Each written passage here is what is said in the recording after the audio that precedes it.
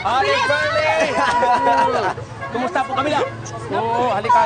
Ako, si Aling Pearly may-ari dito. Aling Pearly. Hello po.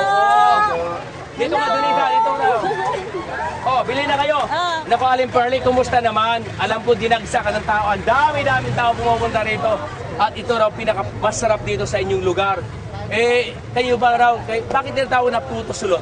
Kasi po, pagka po naluto siya, tapos po, gaganunin na lang natin siya. Kailangan po, itutulak natin siya ng panulot. Oo.